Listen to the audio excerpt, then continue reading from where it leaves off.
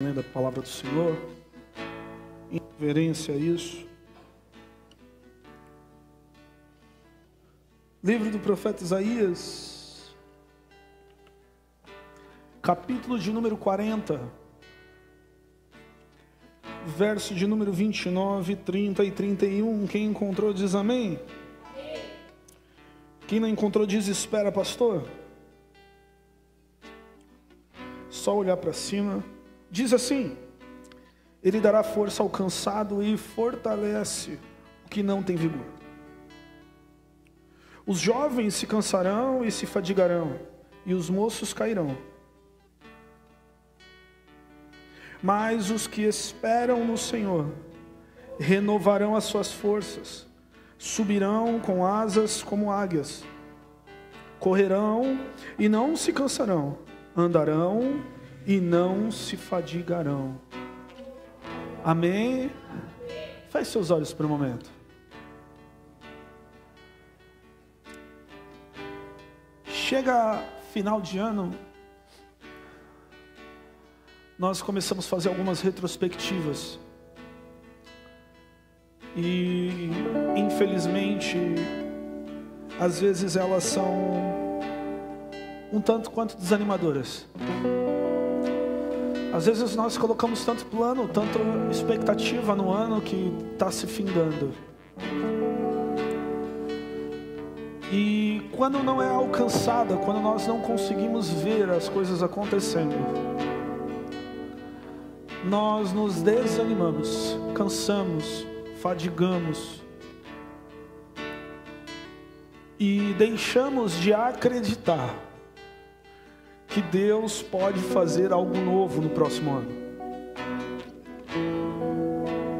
Querido, não é misticismo, mas quando muda um ano,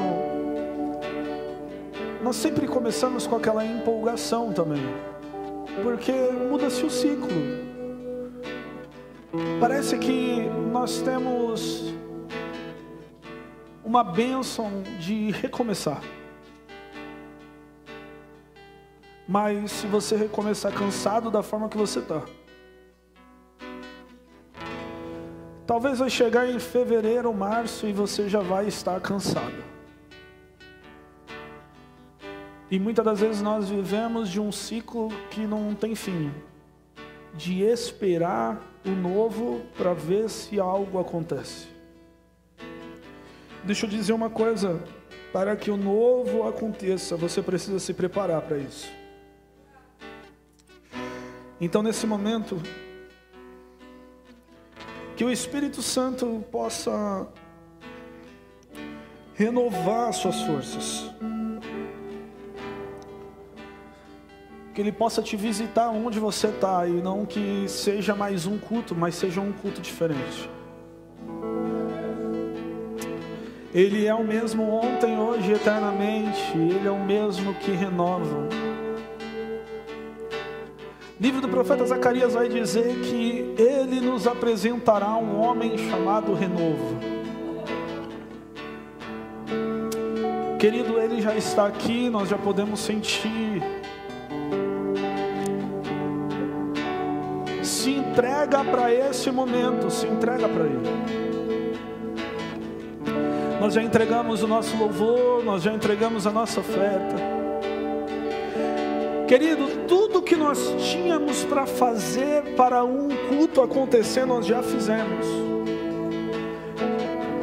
Já foi preparado os louvores desde o ensaio, já foi preparado o som desde que nós começamos a passar ele, já foi preparado o ambiente com o culto de oração, já foi preparado a dança e as suas roupas para que Deus pudesse estar neste lugar. Mas agora Ele irá responder tudo isso, querido, e o seu coração precisa estar disposto. Sentir a presença de Deus é uma opção, é uma escolha que você toma. Então você que pode, querido, começa, você que fala em línguas, começa a falar em línguas agora. Começa a mudar esse ambiente de uma forma extraordinária.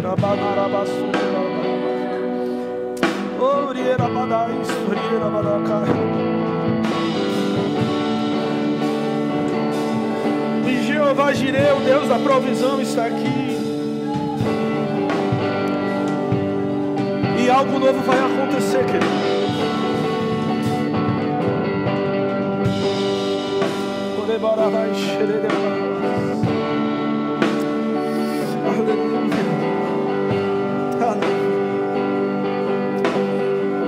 Se sente glorificando ao Senhor, eu tenho certeza que nós não vamos demorar. Mas fique atento àquilo que Deus quer falar com você. Nós lemos um texto em Isaías que é muito conhecido, um texto que já virou tema de muito culto, muito congresso, muita conferência, muita coisa. E nós olhamos algo que é até difícil de entender, mas acontece nos dias de hoje. Nós vamos ver uma geração cansada e fadigada. Nós vamos ver jovens cansados e fadigados. Nós vamos ver uma mocidade que já não tem mais tanta força, que já não sonha mais.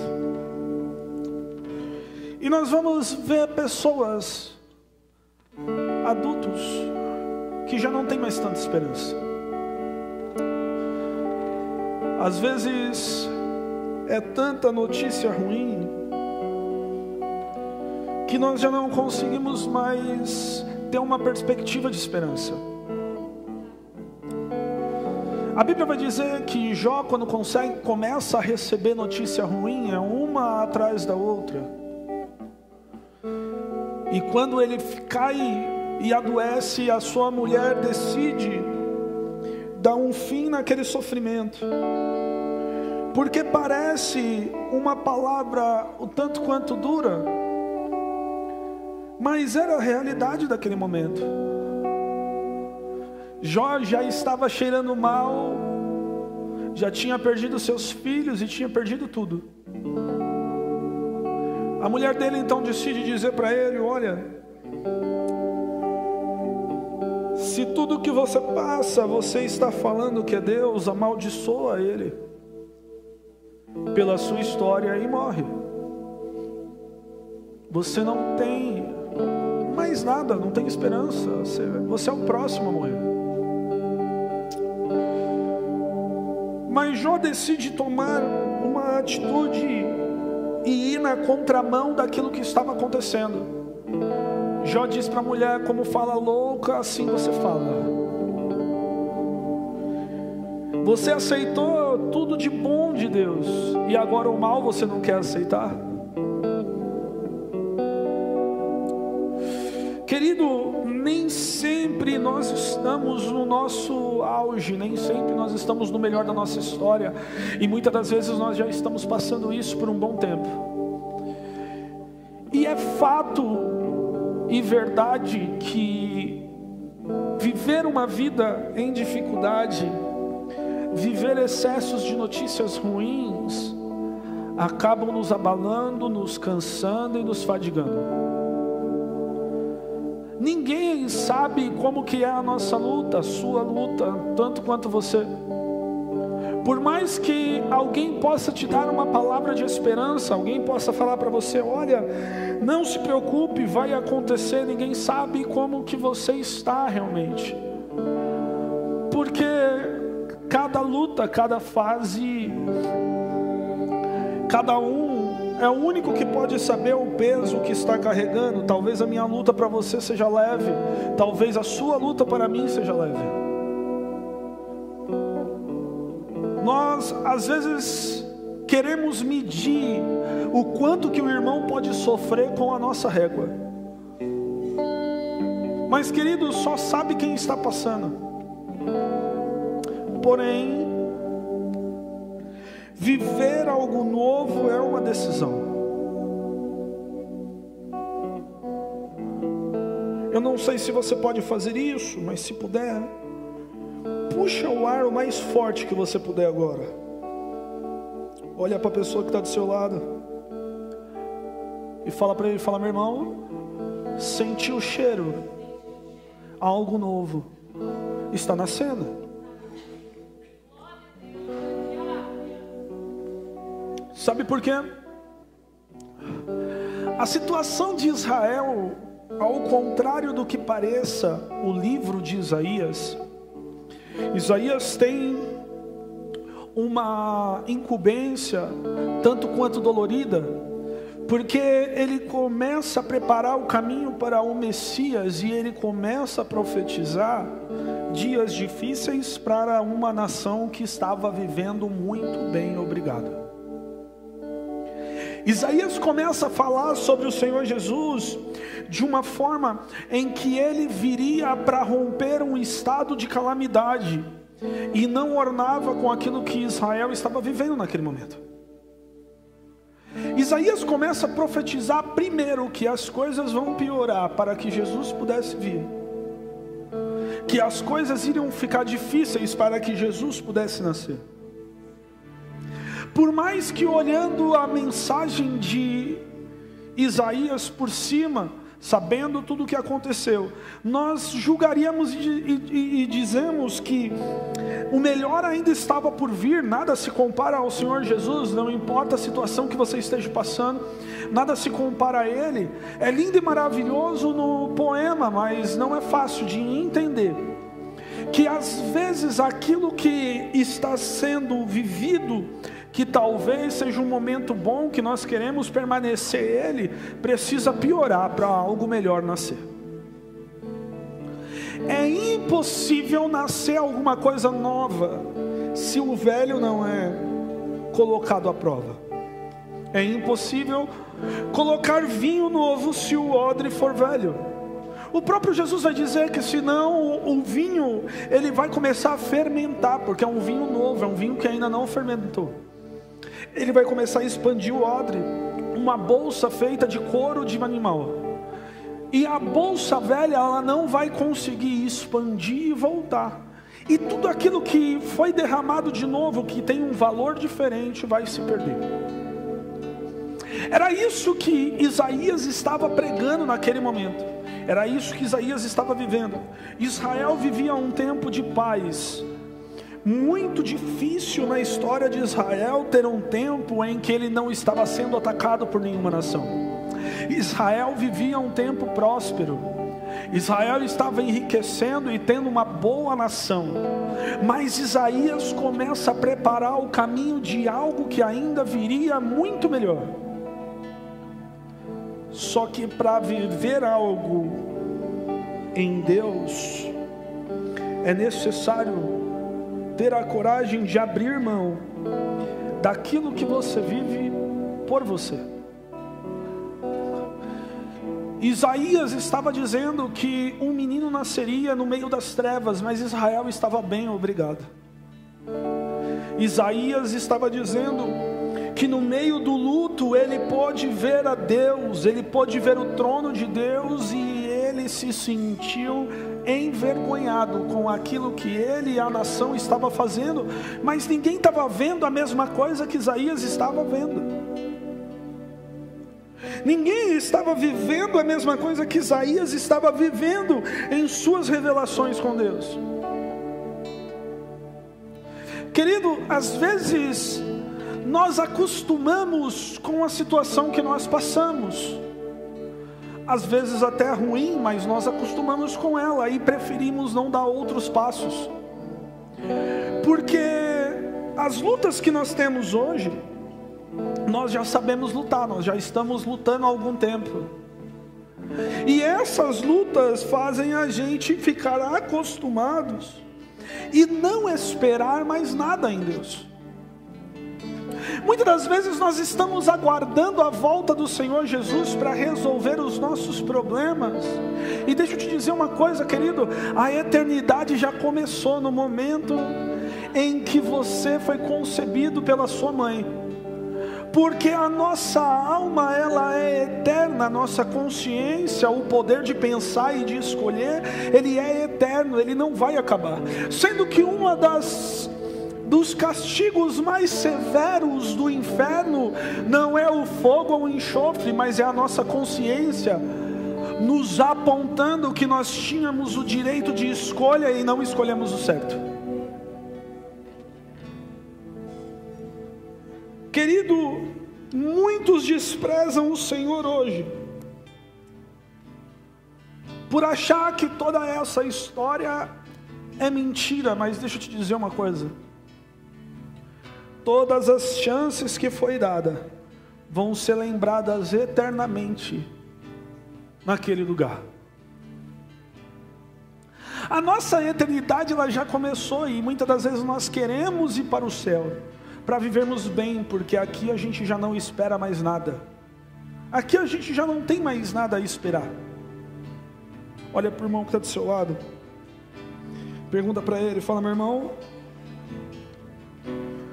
quantos planos você tem para 2025?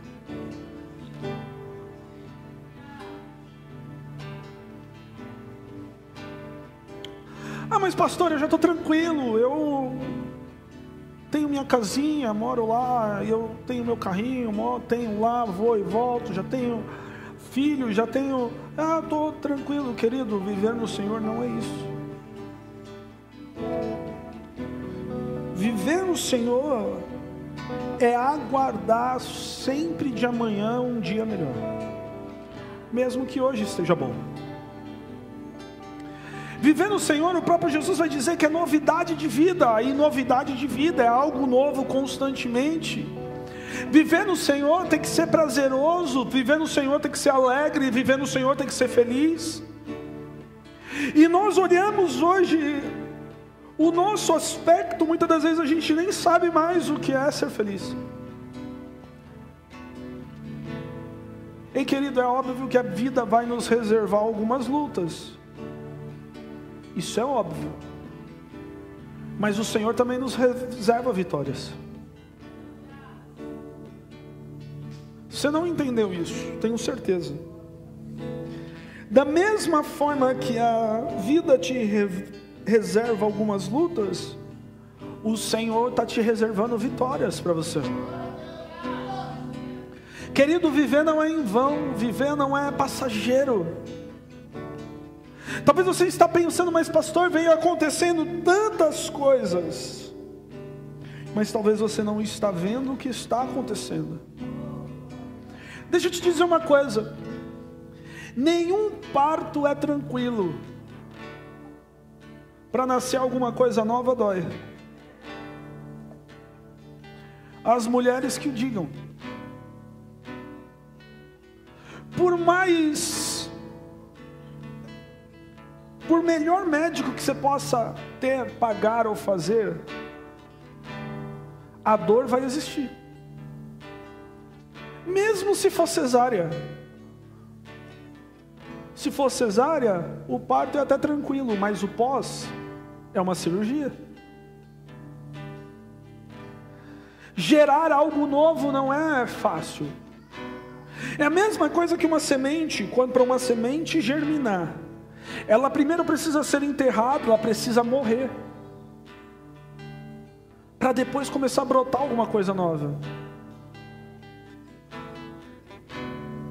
Às vezes nós nos colocamos em alguns buracos. Às vezes olhamos à nossa volta e não encontramos ninguém, estamos num momento de dor. E nós esquecemos que há um momento de dor que faz nos gerar um momento novo. Querido, às vezes esses anos foram os anos de preparação para você viver os melhores daqui para frente. Existem coisas que precisam para nascer, elas não levam meses, elas levam anos. História leva anos, maturidade leva anos, testemunho leva anos. Querido, talvez o que você entrega hoje para o Senhor, você vai olhar daqui 10 anos, você vai falar: nossa, eu nem sabia o que eu estava fazendo.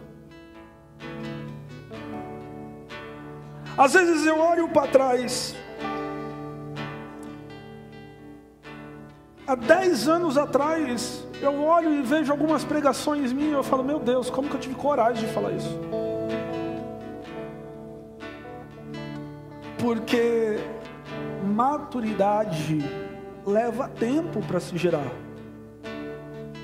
E deixa eu te dizer uma coisa, a Bíblia vai dizer que nós somos cordeiros de Cristo.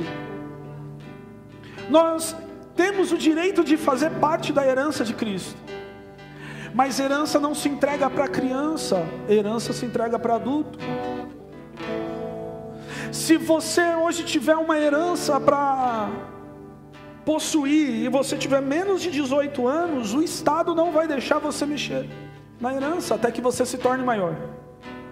Porque se entende que até você se tornar maior, você não sabe o que você vai fazer com aquilo. E você pode perder facilmente o que é uma herança. Às vezes Deus está preparando, te impulsionando para um novo momento, uma nova história. Porque deixa eu te dizer uma coisa, o novo significa que primeiro Ele precisa te tirar de todo lugar que você está. Ele vai precisar mudar, querido, a sua órbita. Ele vai precisar mudar as pessoas que te cercam. Ele vai precisar mudar o terreno que você pisa. Ele vai precisar mudar o seu trabalho muitas das vezes. Porque para viver algo novo não dá para remendar naquilo que a sua história já está vivendo. E aí há o ponto que nós olhamos para a nossa história e acreditamos que esperar é a coisa mais difícil a se fazer. Nós olhamos para a palavra esperar e conjuramos ela na questão de tempo. Então, quando nós olhamos a palavra esperar, nós já imaginamos, nós vamos ficar aqui parados esperando algo acontecer. Um tempo indeterminado. E a palavra esperar não reflete somente o tempo, mas reflete também aquilo que você está fazendo. No texto de Isaías, a palavra que Isaías escreve e dita ali no aramaico antigo, antes mesmo de Jesus vir, ele denomina não o espaço-tempo da palavra esperar, mas ele coloca a palavra esperar no sentido de dependência e confiança. Aqueles que dependem e confiam em Deus. Aqueles que têm Deus como seu alvo, seu objetivo, seu caminho. Aqueles que estão dentro de Deus, eles renovarão as suas forças. Não está falando que você não pode se cansar, está falando que cansaço tem solução. Aqueles que esperam em Deus. Olha para a pessoa que está do seu lado, fala: meu irmão, esperar no Senhor é depender e confiar, e não ficar vendo o tempo passar. Querido, 1000 anos para Deus é como um dia, e um dia é como 1000 anos. Às vezes nós olhamos o tempo da nossa história e achamos que nós estamos esperando já há muito tempo alguma coisa acontecer. Porém, nós só estamos passando o tempo, porque quando há o ponto focal da palavra esperar, que é confiar e depender, é alcançada, Deus se manifesta. Não existe atraso nisso, não existe espera nisso. Deixa eu te dizer uma coisa, a Bíblia vai deixar bem claro que quando alcançamos o ponto a qual Deus tem para nós, algo sobrenatural acontece. A Bíblia diz que Enoque alcança por um momento, 1 minuto, a estatura de varão perfeito. E naquele momento Deus já o transladou, tirou da terra. Ele não provou a morte. A Bíblia vai dizer que Elias estava cansado e sobrecarregado. A Bíblia vai dizer que Elias estava deprimido e angustiado. A Bíblia vai dizer que Elias tinha dado um ponto final para a sua história, mas não era o tempo tempo ainda que Deus tinha determinado para aquilo. Quando Elias achou que Deus viria para recolher ele, Deus enviou anjos e disse: olha, come e volta todo o caminho que você andou, que eu não te mandei. Você volta para onde você estava, que não foi eu que te tirei, e aí eu vou te buscar. A Bíblia diz que quando Elias volta, e ele chega no momento aonde ele estava, na localização que ele estava, antes de pensar em desistir, foi visto carruagens e cavalos de fogo em volta de Elias, e Elias foi transladado. A Bíblia fala que quando nós chegamos no ápice do nosso propósito, do nosso chamado, daquilo que Deus tem para nós, algo sobrenatural acontece. A Bíblia diz que Isaías já era um profeta e começa a profetizar desde o capítulo de número 1, mas chega no capítulo de número 6, quando Isaías se depara diante do luto, se depara diante da dor, ele consegue ver céu aberto, coisa que ele não viu antes.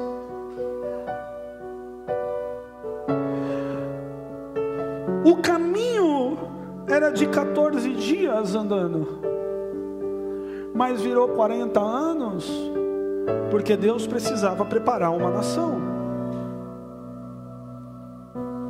Você imagina um monte de camponeses chegando numa terra que ia precisar conquistar,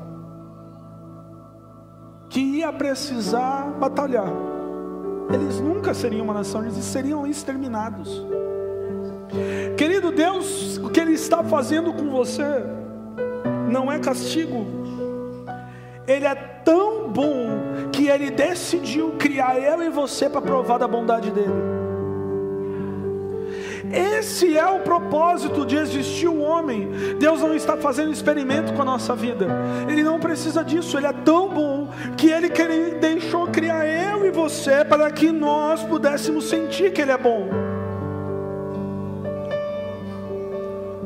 Mas pastor, está doendo? Tá, querido, a minha história também não está nada fácil.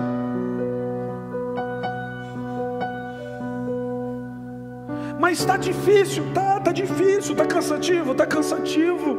É lógico que cansa, porque deixa eu te dizer uma coisa, humanamente falando, não existe nada mais que dói no homem do que depender de Deus. Depender de alguém que você não vê. Depender de uma provisão que você não sabe como vai chegar.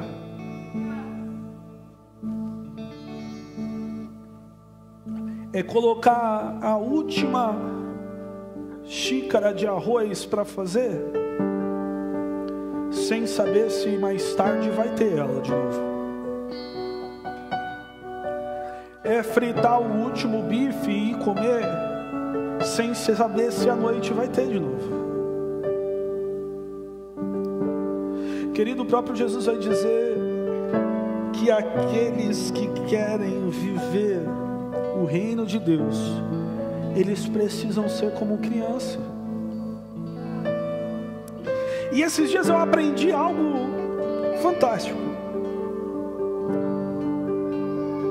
Às vezes nós olhamos a criança e nós achamos que Deus está falando conosco para sermos como crianças por causa da inocência ou por causa de qualquer outra coisa. Mas deixa eu te dizer uma coisa, existe uma coisa que criança não tem, que é medo. Nenhuma criança nasce com medo. Você sabia disso? Se você colocar um bebê dentro de uma jaula de leão, ele vai brincar com aqueles animais. Ele não tem medo.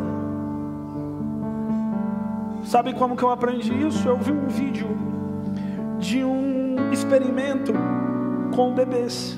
E eles colocaram 3 bebês em uma sala onde tinha 7 cobras com mais de 2 metros. Sabe o que os bebês fizeram? Foram morder as cobras. Foram passar a mão. Se fosse eu e você, estaria tentando subir nas paredes para não estar naquele ambiente, mas uma criança não faz isso, ela não tem medo. E deixa eu te falar uma coisa, o apóstolo Pedro vai nos ensinar que o amor verdadeiro, o amor real, ele lança fora todo medo. Depender de Deus é não ter medo. Ele não quer o seu estado infantil. Ele quer alguém sem medo. E depender é não ter medo. Fácil?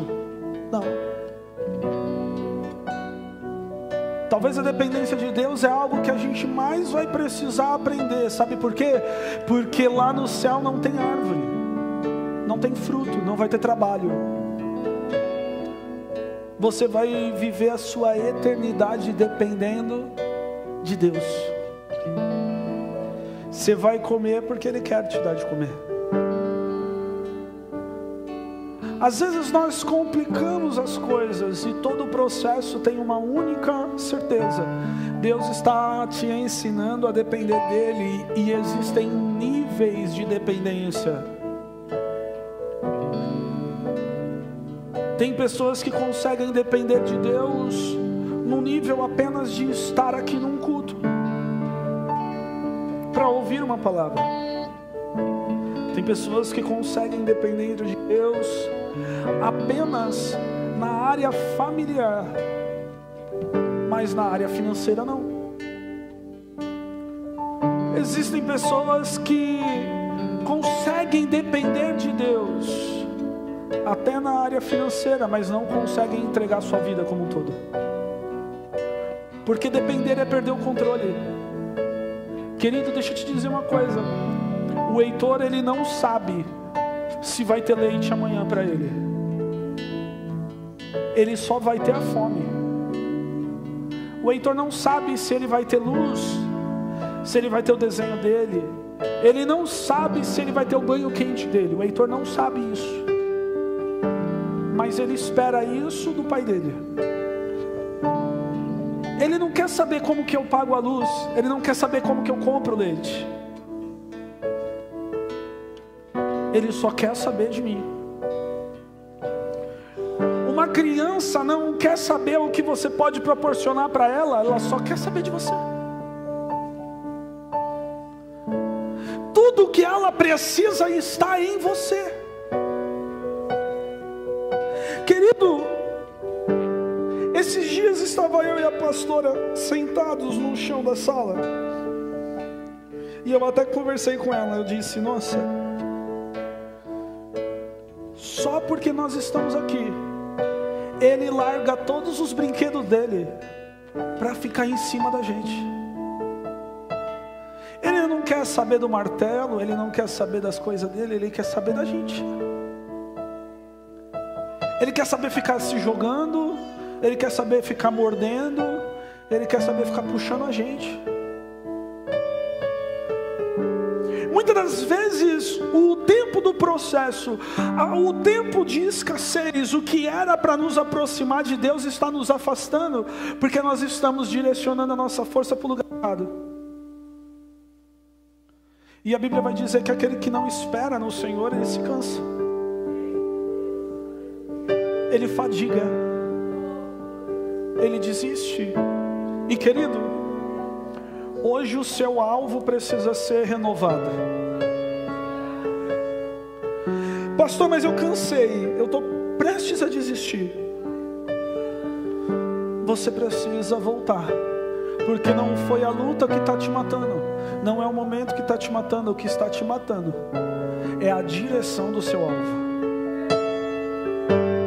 Porque Deus não quer matar ninguém. A Bíblia vai dizer que Deus não tem prazer na morte,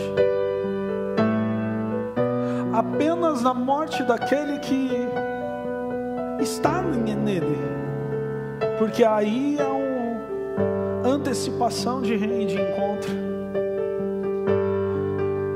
Querido, muitas das vezes nós cansamos achando que nós estamos fazendo a coisa certa, mas se cansou, está errado.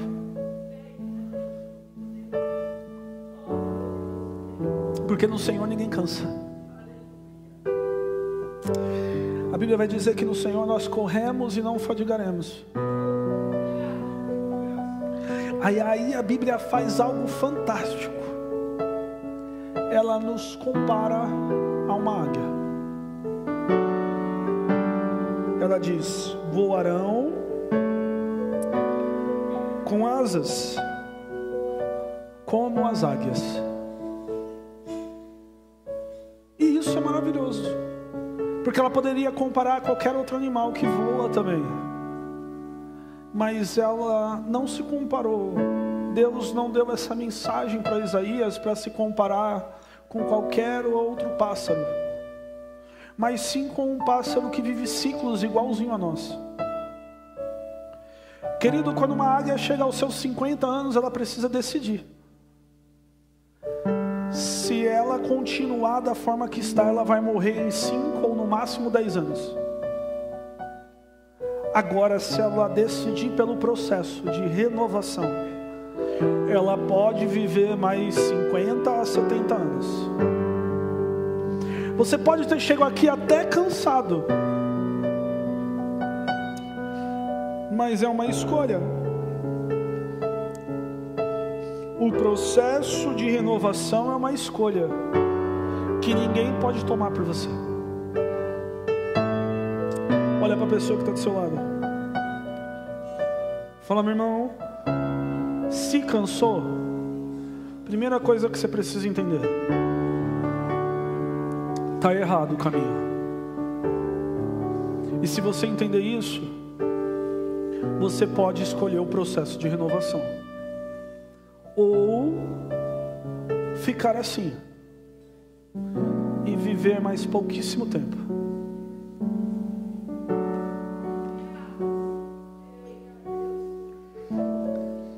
E a Bíblia não nos compara como uma águia de forma física, porque a Bíblia vai dizer que após os 70 é só cansaço e fadiga. O nosso corpo tem prazo, tem validade. Mas quem espera no Senhor não vive aquilo que está físico, vive o espiritual. E tem momentos que precisa escolher o que você quer. Querido, ninguém morre espiritualmente de surpresa. Quem morre espiritualmente já sabia há muito tempo que está morrendo. O problema é admitir que precisa mudar. A morte espiritual é uma das mortes que a Bíblia trata mais tristes que tem, porque ela trata a morte espiritual como a lepra. Você está vivo, mas você cheira como morto, fala como morto e enxerga como morto. A lepra corrói todos os tecidos bons internos do corpo, até ela virar ferida. A lepra corrói a córnea do ser humano por dentro. A lepra corrói as cordas vocais por dentro. A Bíblia vai dizer que é como está morto, mas está vivo. Ainda tem batimento, ainda sai para trabalhar, ainda volta, ainda frequenta um culto, ainda dá risada, mas por dentro está morto. Cheira mal, já não tem mais visão, já não fala mais corretamente, já não escuta mais nada. Aquilo que o profeta Isaías vai dizer que é como um sepulcro caiado. Sepulcro caiado, na época de Isaías, eram os sepulcros dos chefes da sinagoga, das pessoas importantes, que eram construídos. Eles eram construídos de alvenaria e revestidos de ouro, mas por dentro só tinha defunto.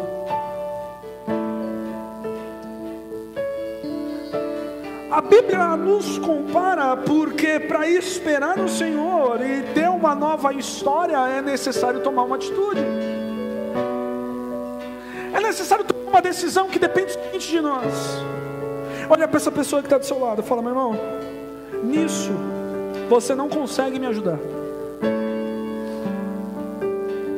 Sabe por quê? Porque a vida espiritual, ela não é uma vida vivida familiarmente, não é uma vida vivida de comunidade, não é uma vida solitária. O seu espírito é o que a sua busca individual e solitária faz.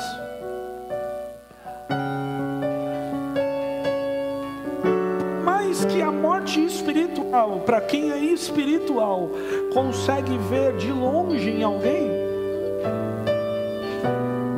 ninguém consegue ajudar, porque é uma decisão. E deixa eu te dizer uma coisa: o processo de renovação, apenas 30% das águias encaram em fazer.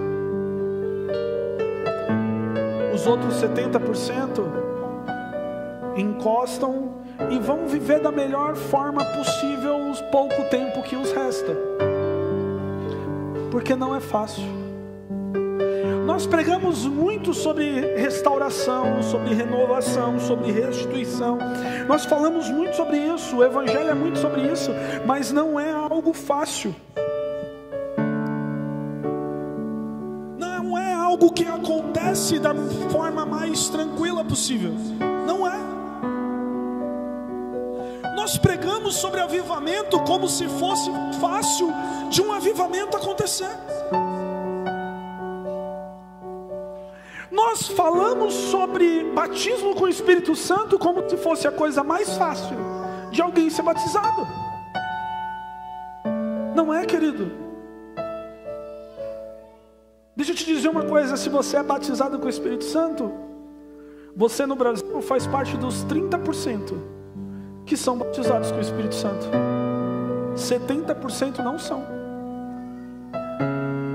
e decidem viver a sua vida dessa forma. Porque lembra que eu estou te falando, dependências são níveis, e é necessário querer alcançar. Renovo é necessário querer alcançar. Avivamento é necessário querer avançar. Uma das coisas que menos se fala sobre avivamento é que avivamento é necessário para pessoas mortas. Porque avivamento significa trazer de volta a vida. Você traz de volta a vida quem? Quem está morto. Não é quem está vivo. Querido, então, antes de nós concluirmos, você precisa querer viver isso que o Espírito Santo está ministrando para nós essa manhã. Uma vida espiritual viva é uma escolha. É uma escolha. E as águias que decidem viver esse processo de renovação, querido, olha para o irmão que está aí do seu lado, não deixa ninguém sozinho.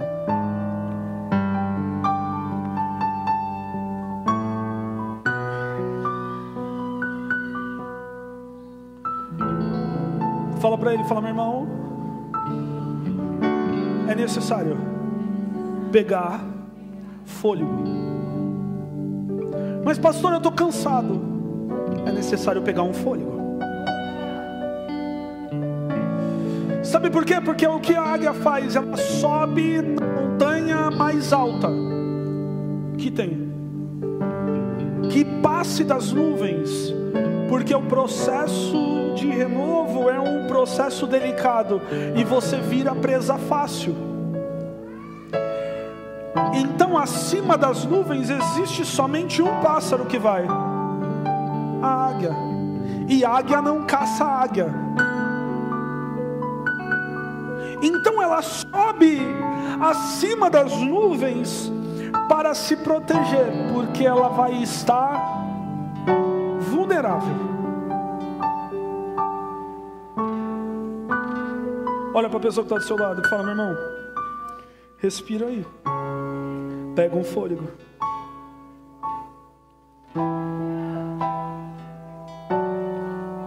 Olha para essa pessoa e diz: a sua história não irá acabar dessa forma. Jó vai dizer num período mais complicado,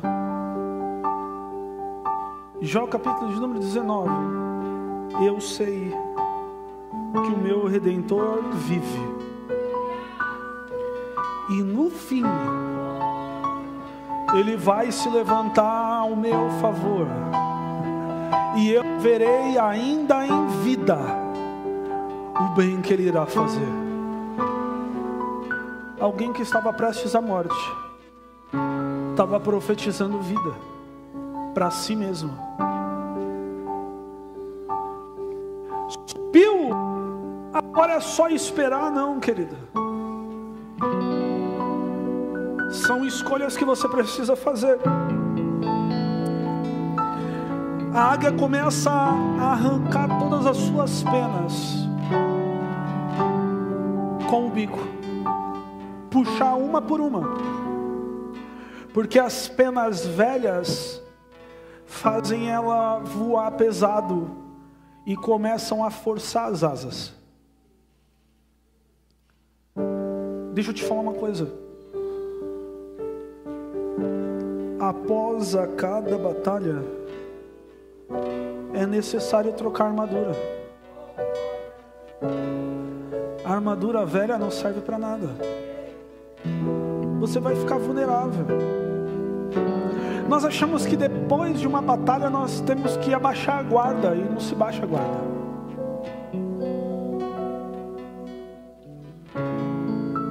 Querido, Deus nos chamou para uma coisa, para batalhar.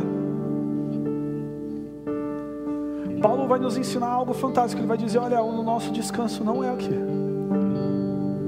Nós vamos descansar, vamos ter tempo para descansar, mas não aqui. Cada armadura serve para uma batalha diferente, e você precisa aprender isso. Existem batalhas que só de você proferir você já vence. Existem outras que é necessário o seu jejum e a sua oração. Existem outras que é necessário o seu posicionamento, a sua opinião e a sua decisão conta. E existem umas que é as mais complicadas. É necessário você aprender a não fazer nada e resistir. Olha para a pessoa que está do seu lado e fala: meu irmão, se você está na de resistir, resista.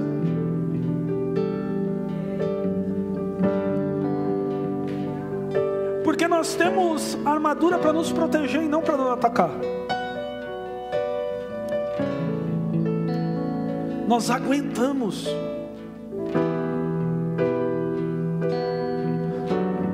Muitas vezes nós temos que suportar coisas que talvez em sã consciência você, outra hora da sua vida, você disse: jamais eu engoliria isso, mas temos que engolir. Jamais eu ficaria quieto nessa situação, mas temos que ficar. Jamais eu suportaria isso, e temos que suportar.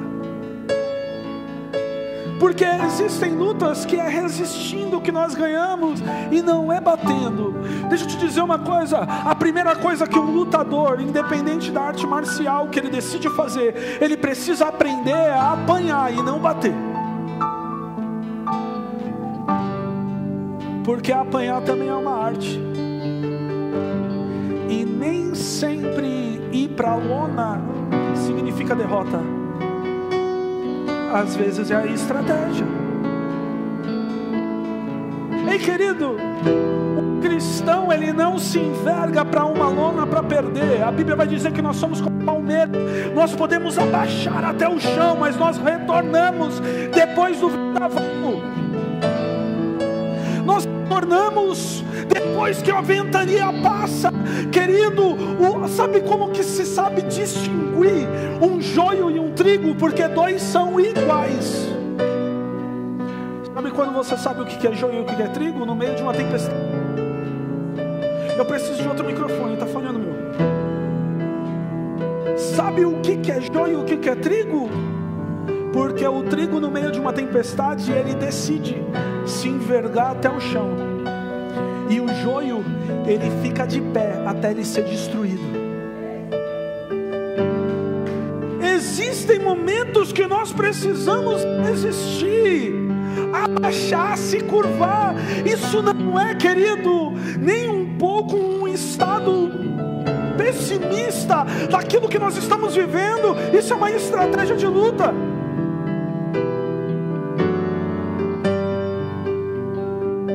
Olha para o irmão que está do seu lado, fala: meu irmão, se você me ver na lona, não se preocupe, eu só estou resistindo.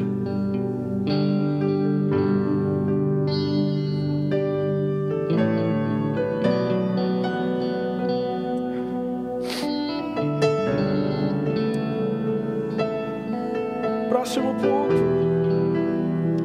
A águia começa a arrancar as suas unhas.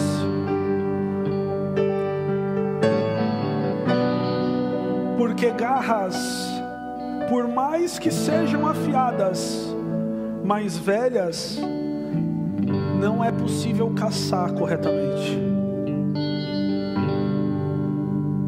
Não é possível pegar a presa da forma correta. E a águia começa a passar fome.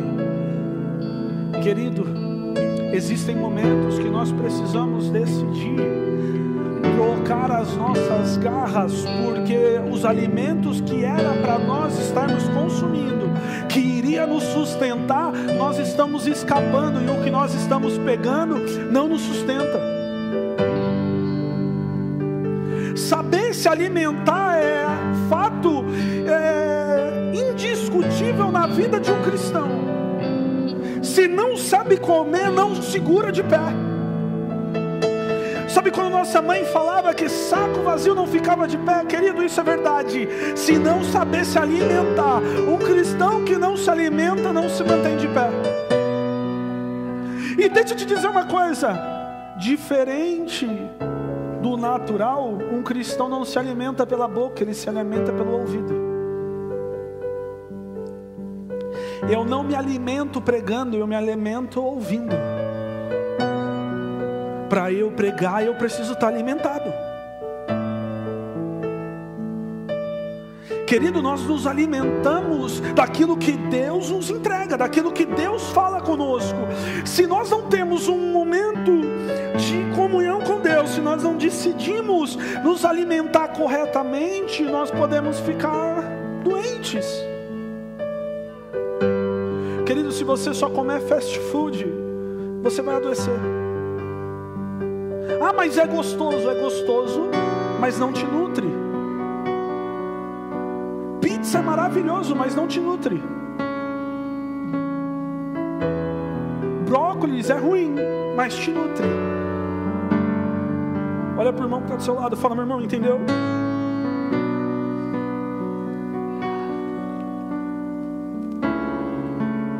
Às vezes nós queremos já o leite e o mel aqui, mas aqui não é lugar de leite e mel.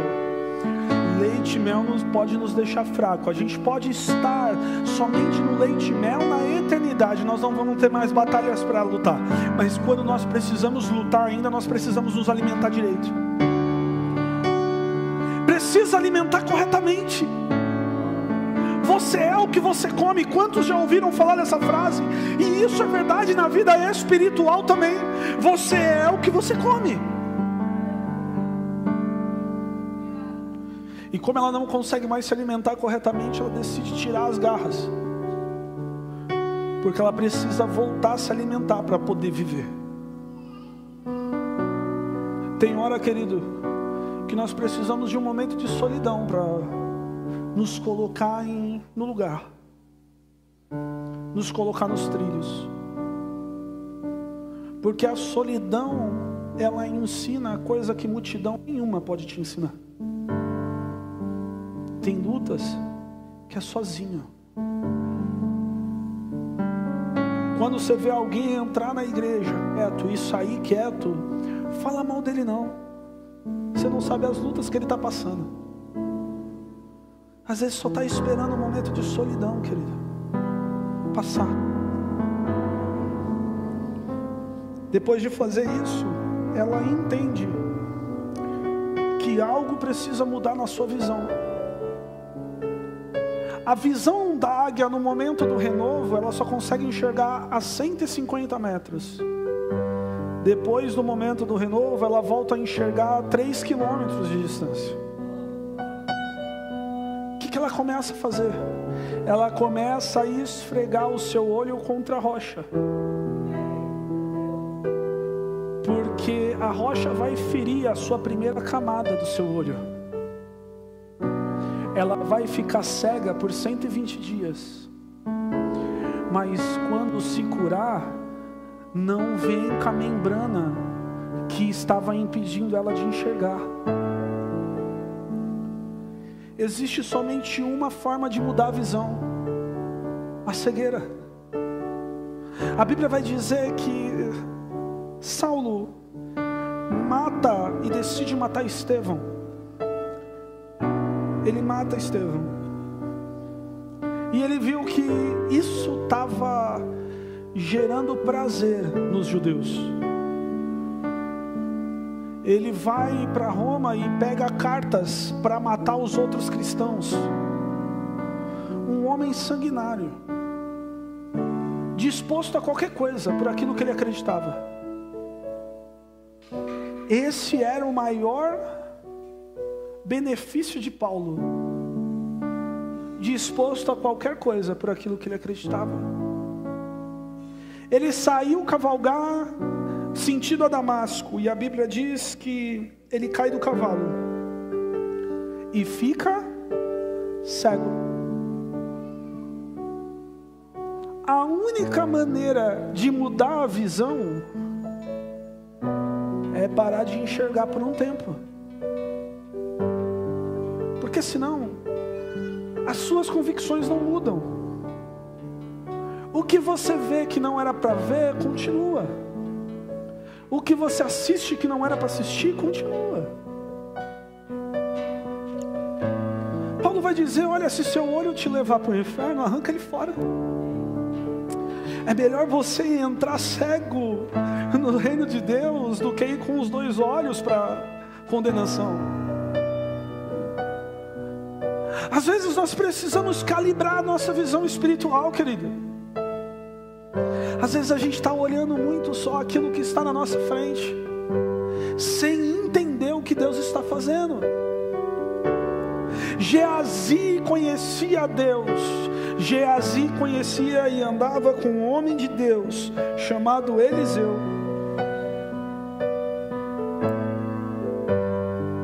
Só que no momento da dificuldade, ele foi questionar Eliseu, dizendo: Eliseu, a Síria nos cercou, agora vamos morrer.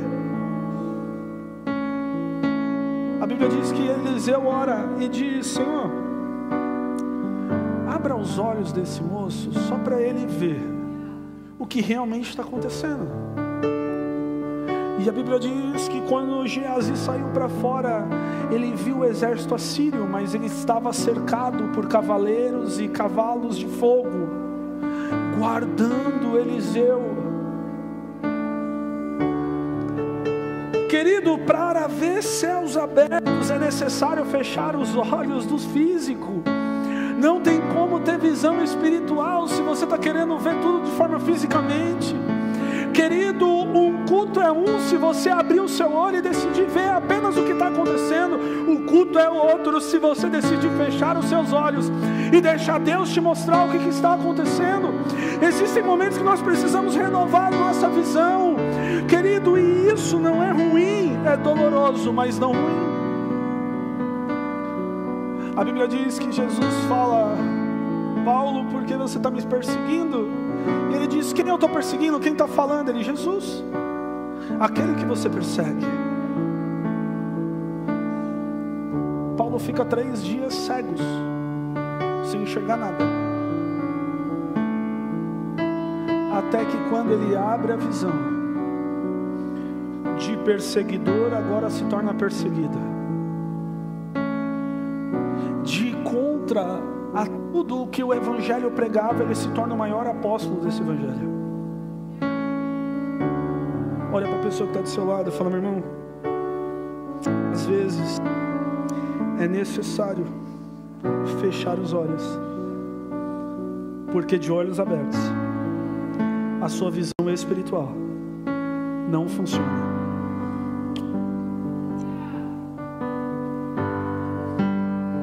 Por último, ela começa a bater o bico sobre a rocha, porque o bico velho já não tem mais utilidade. Ele já não apanha mais alimento, ele não consegue mais se coçar. E ela bate até o bico velho cair do seu rosto. E ela entra em uma caverna por 120 dias para esperar novas penas, novo bico, novas unhas. Querido,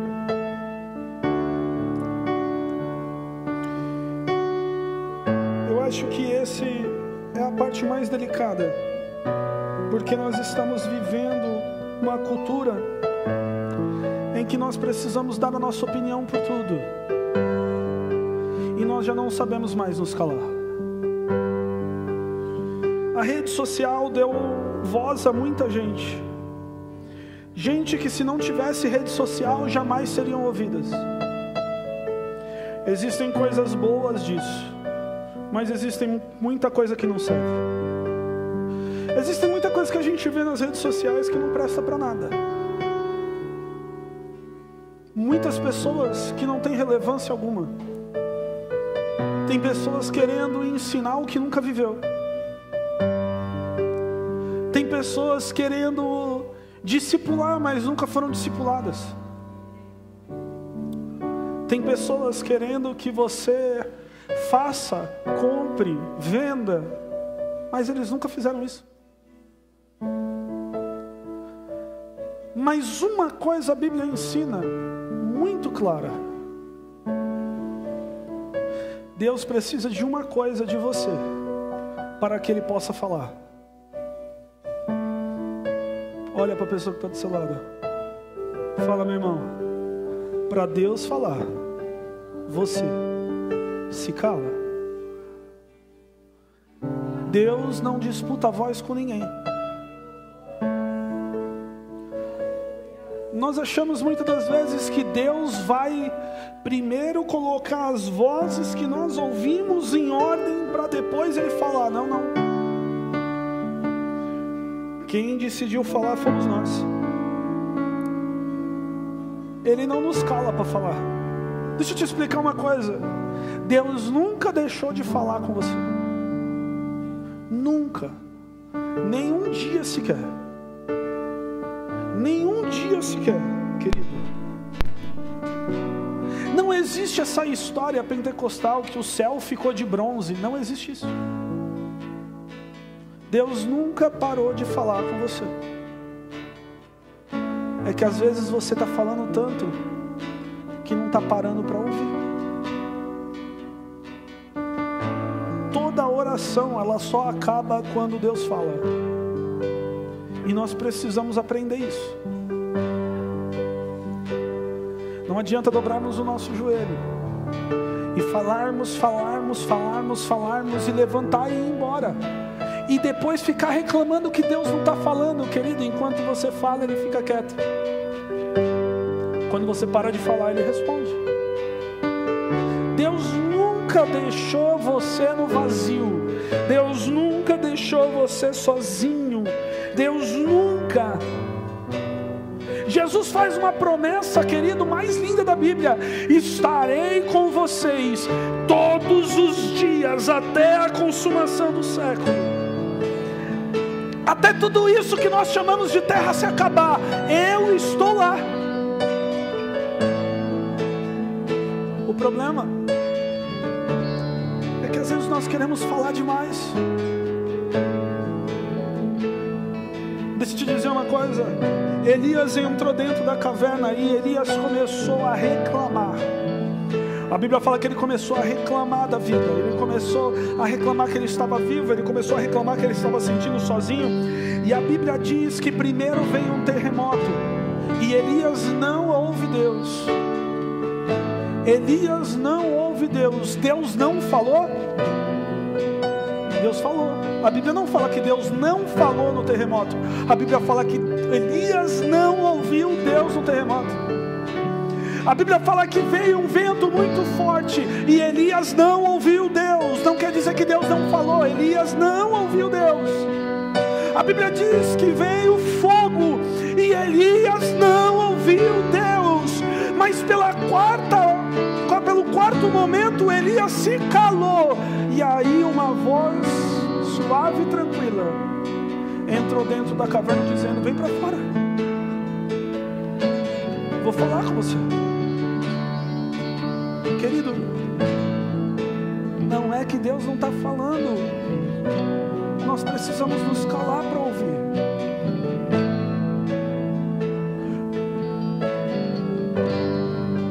O processo de renovo, e como Isaías compara o homem, que o homem em Deus, ele voa com asas como a águia.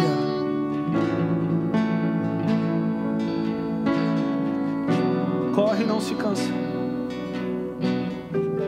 Olha para o irmão que está do seu lado e fala: meu irmão, eu profetizo, você vai correr e não vai se cansar. Você vai voar e não vai se cansar.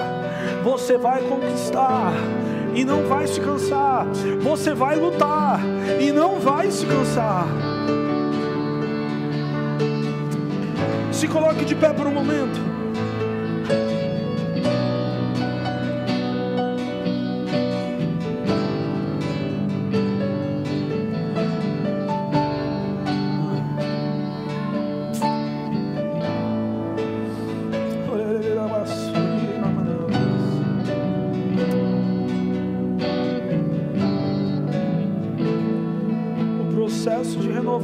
É solitário. Então, hoje eu não vou pedir para você vir aqui para frente, porque eu não posso te ajudar. A minha ajuda é falar para você que é uma decisão sua. Você pode decidir ficar assim e continuar a sua jornada por mais 5 ou 10 anos. Ou você pode decidir se renovar e viver mais 50, 70 anos.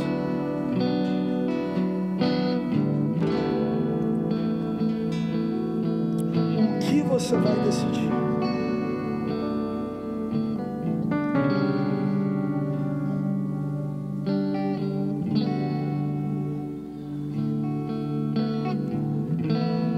Ser revelado aquilo que você vai fazer agora. Ah, mas pastor, eu não estou sentindo nada. Querido, você não precisa sentir. E também você não vai sentir.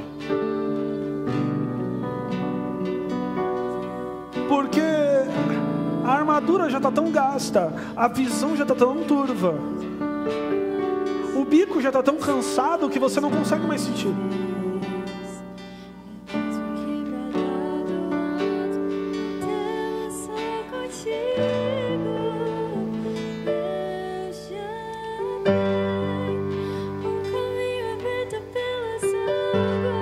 Decisão sua agora, querido. Se você vai orar, é uma decisão sua. Se você vai clamar, é uma decisão sua. Se você vai se entregar, é uma decisão sua. Mas o que você vai fazer vai determinar o quanto você ainda aguenta ficar vivo.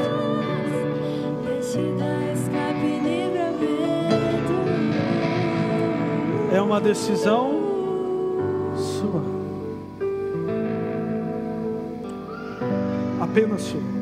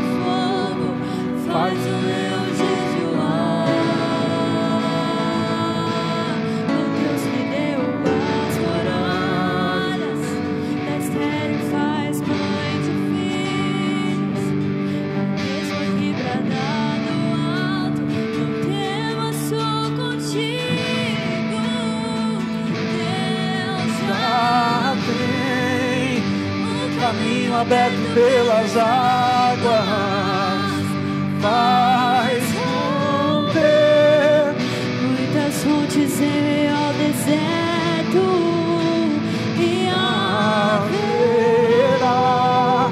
nuvens sem trazer chuvas de bênção. Ouça a voz, Deus te dá escape e livramento, e Deus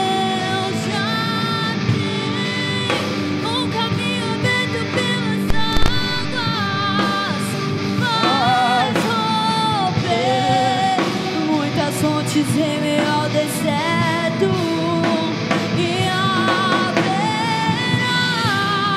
nuvens se trazem chuva de bênção. Ouça a voz, Deus te dá escape e livramento. É aquele que acalma o vento, aquele que aquieta o mar, que tira a força do fogo e faz o leão jejuar. O Deus que derruba as muralhas, da estéril faz mãe de filhos, é o mesmo que brada do alto, não temas, sou contigo. E Deus já tem um caminho aberto pelas águas.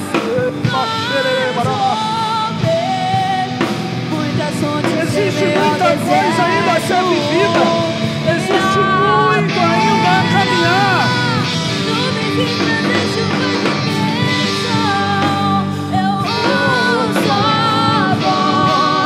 Deus te dá escape e livramento.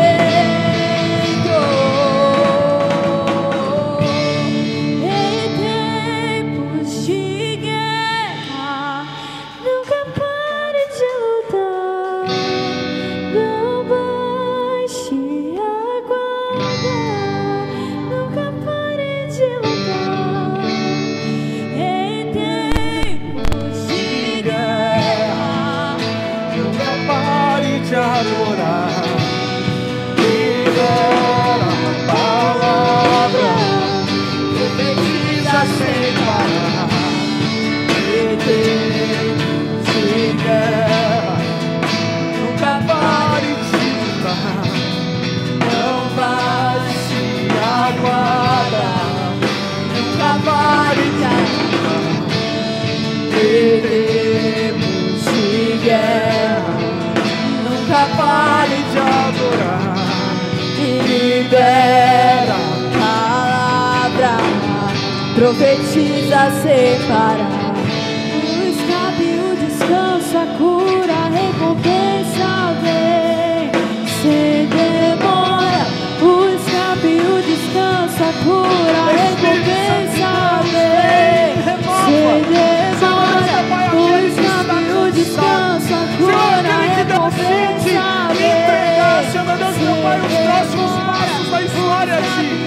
meu Deus e meu Pai, nós sabemos que nada é por força ou por violência, Senhor, tudo é por convencimento do Teu Espírito Santo.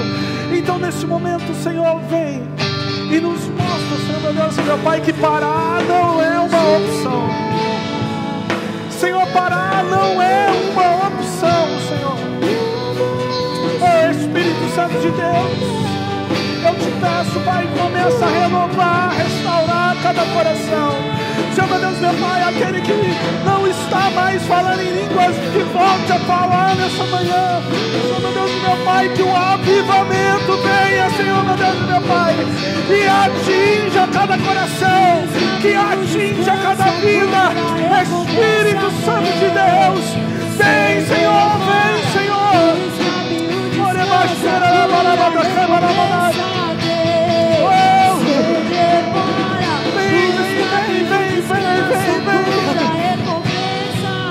Oh, Espírito Santo de Deus, Senhor, Tu és santo, Tu és santo, Senhor.